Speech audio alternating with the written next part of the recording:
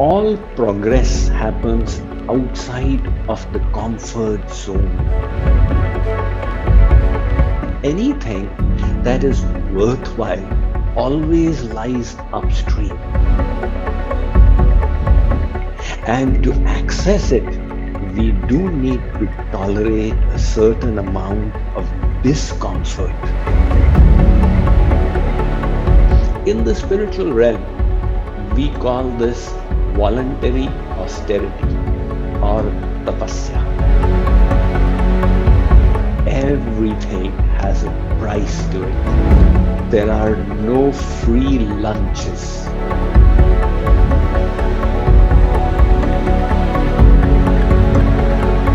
Pain. We all have some form of pain. I'm talking about emotional or mental pain.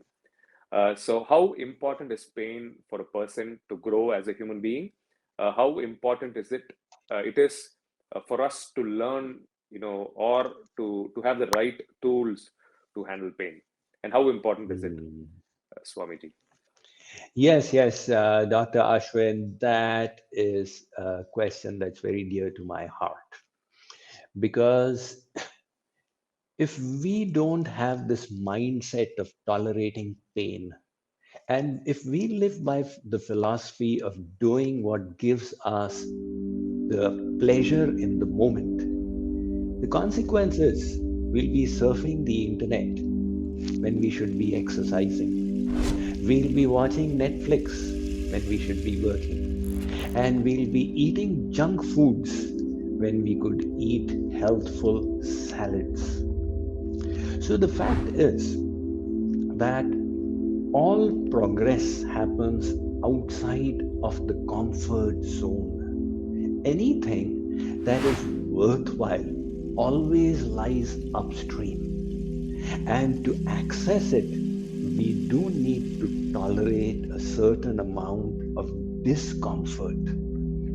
I have a psychologist friend who said to me, Swamiji, I have treated so many obese patients whose only problem is that they are unable to tolerate the slightest pang of hunger. And the Absolutely. moment they experience it, they need to extinguish it by eating something.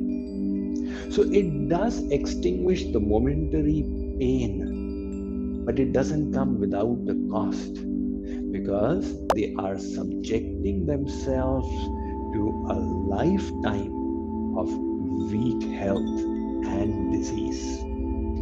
So, in so many ways, discomfort is so beneficial for us. If first is the physical discomfort, if we wish to exercise, it is painful. When you have to sweat it out, you need to exert, you need to tire yourself. But the benefits it bestows are so good. In the time when I was a little younger, there was a track and field athlete, Edwin Moses. So, Edwin Moses was a black American. He held the record, the world record for the maximum number of consecutive victories. He had run 122 400-meter hurdles races, which was his event. And when he was asked by journalists what is the secret of his success, his answer was so thrilling for me. He said, I have a greater ability to tolerate pain than the Wow. others. Now, think about it for a sports person. It's always a struggle against pain. And how much of pain are you going to tolerate before you give up? And those who have a higher tolerance for it, they just carry on exerting. The muscle tissues break, but they're going to come back. So, likewise, it is with the discomfort of our taste buds as well. Now, unfortunate as it is, that junk food is very pleasurable but not good for health. And healthy foods are often uncomfortable to the tongue. As a little child, I remember thinking so often. I used to ask my mother, like, why is it that everything that is tasty is bad for health? And everything that you say is good for health is not tasty. So, if we want to be healthy, we have to tolerate the discomfort of that tongue as well. So, this tolerance of pain, Dr. Ashwin, is the basic principle. Even the animals know it. When the mama giraffe in the African savannah gives birth to her little one, she doesn't sit down. She releases her baby from 8, 9 feet high. And that little child lands with a thud.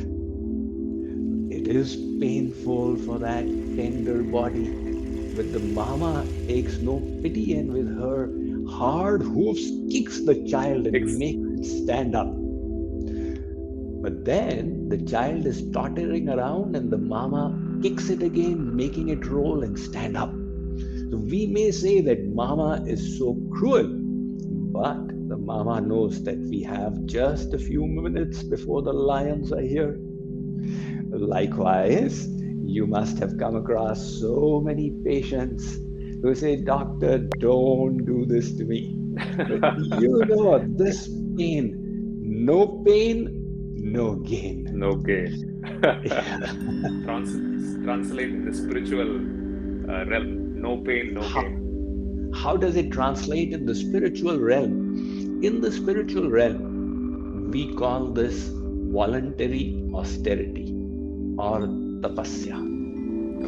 Everything has a price to it. There are no free lunches. So decide what you want.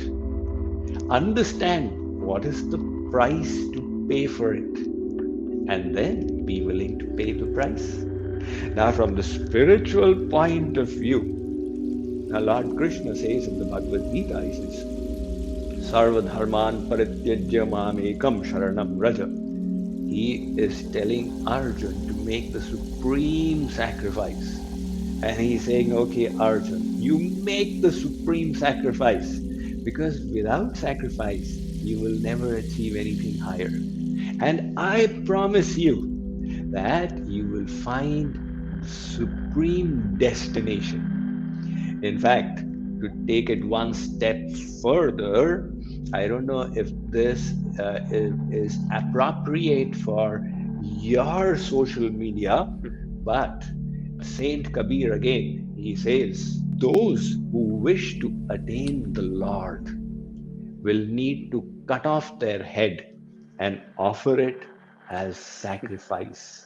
शीश है लहू की तुमड़ी हरि अमृत की खान शीश दिए जो हरि मिले तो भी सस्ता जान. So sacrifice, the acceptance of voluntary austerity.